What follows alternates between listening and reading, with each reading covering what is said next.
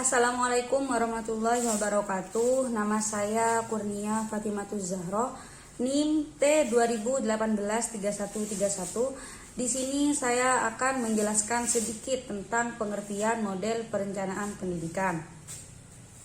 Dalam Kamus Bahasa Indonesia, kata model diartikan sebagai contoh, macam atau barang tiruan yang kecil dan tepat seperti tiruan. Sedangkan diartikan metode sebagai cara yang telah diatur dan terfikirkan baik-baik untuk mencapai suatu maksud dan ilmu pengetahuan. Nah, sedangkan perencanaan itu sendiri adalah suatu kegiatan untuk menetapkan aktivitas yang berhubungan dengan 5W1H, yaitu what, why, who, where, how, and when. Perencanaan pendidikan adalah merupakan suatu proses kegiatan yang setiap orang berbeda-beda mendefinisikannya sebagai usaha untuk mencapai pengalokasian sumber daya pendidikan pada sistem pendidikan secara efisien, adil, dan rasional. Dari beberapa pengertian tersebut, maka dapat disimpulkan bahwa model perencanaan pendidikan adalah suatu pola atau acuan dan cara menempuh dalam penyusunan rencana pendidikan secara umum.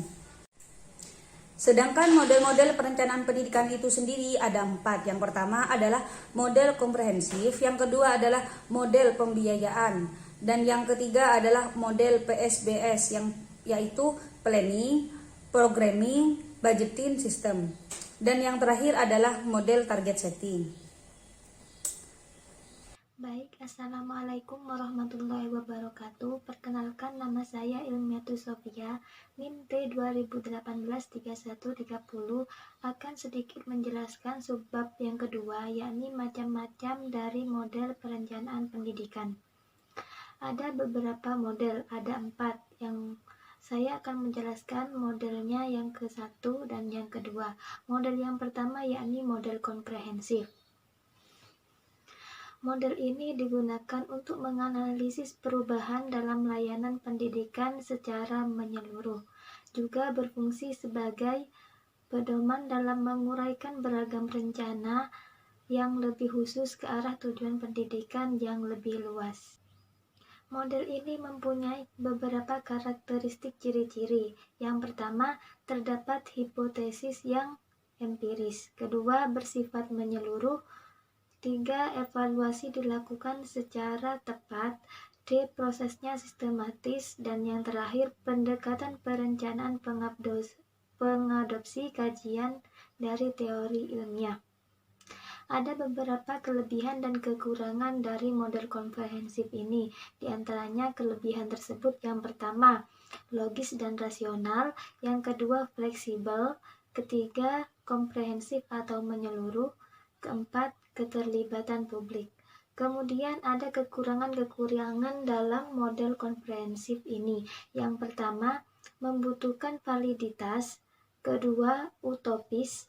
Ketiga, memerlukan waktu dan biaya besar. Keempat, bersifat homogeni. Kelima, kurang memperhitungkan sumber daya. Keenam, membuat keputusan dipegang oleh ahli atau perencana. Dari penjelasan di atas dapat disimpulkan bahwa model komprehensif ini adalah model perencanaan yang melingkup semua aspek pemikiran atau menimbang semua aspek pendidikan agar mencapai tujuan dari pendidikan. Karena model ini bersifat menyeluruh untuk mendapatkan informasi yang akurat serta mengambil keputusan serta jalan untuk perencanaan yang baik untuk kedepannya. Kemudian yang kedua yakni model pembiayaan dan keefektifan biaya. Model ini digunakan untuk menganalisis proyek dengan kriteria efisien dan efektivitas pembiayaan layanan pendidikan. Dengan model ini dapat diketahui bahwa layanan pendidikan yang mana yang paling layak dan terbaik untuk didanai dan dikembangkan dibandingkan dengan proyek-proyek lainnya.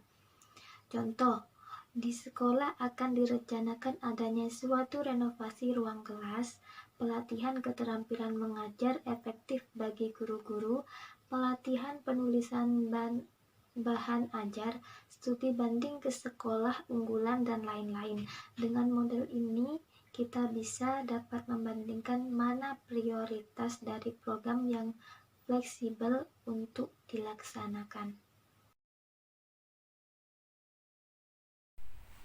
Assalamualaikum warahmatullahi wabarakatuh. Nama saya Fuji Lestari, NIM T 2018-3128. Saya di sini menyambung pembahasan yang sebelumnya, yaitu tentang model perencanaan pendidikan.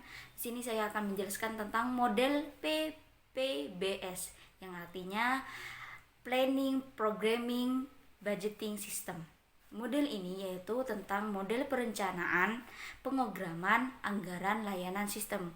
Model ini sering digunakan oleh perguruan tinggi negeri. Model ini merupakan pendekatan sistematis dan komprehensif yang untuk dicapai menggunakan anggaran yang efektif dan efisien dan mampu menggambarkan program kegiatan pendidikan jangka panjang. Model ini mempunyai sifat-sifat atau ciri-ciri yang esensial. Yang pertama,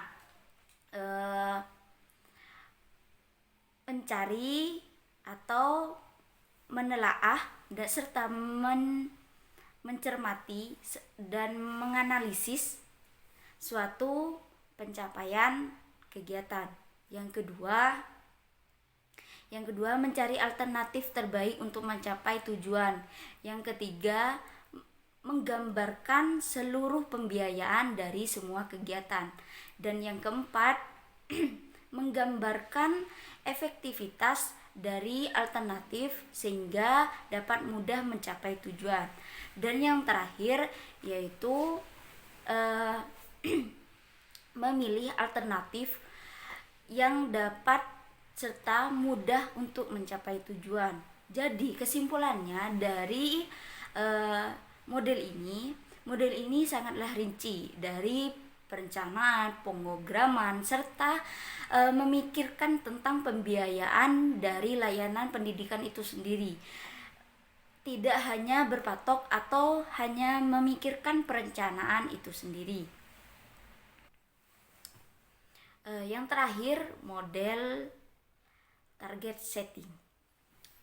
Target adalah suatu sasaran untuk hasil yang dicapai. Target setting di sini mempunyai kurun waktu tertentu dan ada beberapa langkah perencanaan target setting. Yang pertama itu adalah khusus. Target setting di sini gunakan hanya untuk beberapa khusus, yaitu untuk hal yang dikhususkan seperti itu. Yang kedua, dapat diukur. Tujuan ataupun sasaran harus dapat diukur dengan indikator sehingga dapat dilakukan peninjauan ulang suatu hari nanti. Dan yang ketiga yaitu yang cepat dicapai. Yang saya sudah jelaskan di awal bahwasanya target setting di sini mempunyai atau notabene dengan waktu tertentu. Jadi target setting di sini harus cepat tercapainya suatu tujuan dengan waktu tertentu seperti itu. Dan yang keempat yaitu realistis. Tidak perlu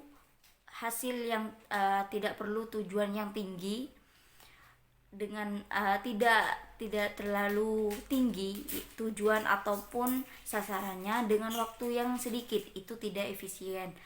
Maka dengan waktu yang sedikit dengan tujuan yang jelas serta tujuan yang tidak terlalu tinggi, maka itu realistis. Dan yang terakhir yaitu batas waktu. Jika suatu pekerjaan atau tujuan memiliki waktu yang terlalu banyak, maka pekerja akan tidak teratur seperti itu. Sekian dari saya, semoga bermanfaat. Assalamualaikum warahmatullahi wabarakatuh.